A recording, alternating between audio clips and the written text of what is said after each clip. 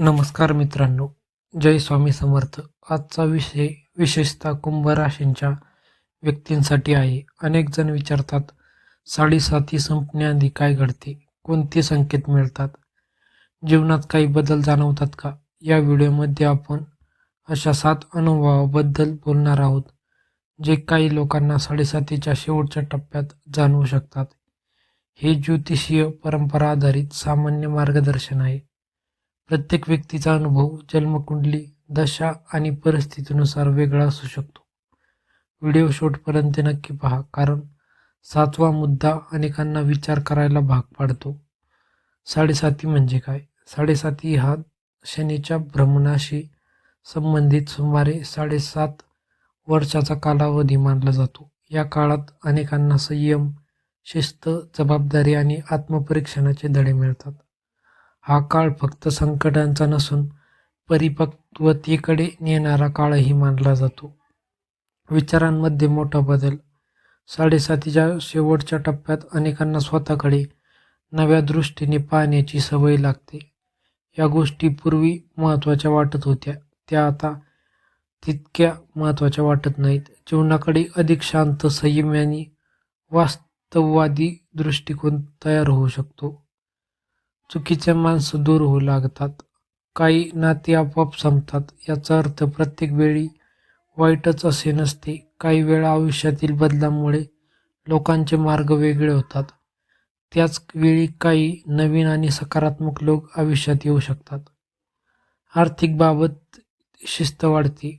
उत्पन्न, खर्च आणि बचत याकडे अधिक लक्ष जाऊ लागते. पूर्वीच्या चुका लक्षात येतात आणि भविष्यासाठी अधिक नियोजन करण्याची प्रेरणा मिळते.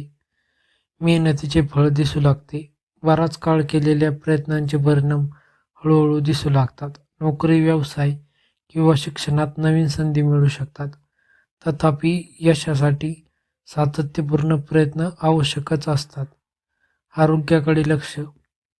या काळात अनेकांना आपल्या आरोग्याचे महत्त्व जाणवते.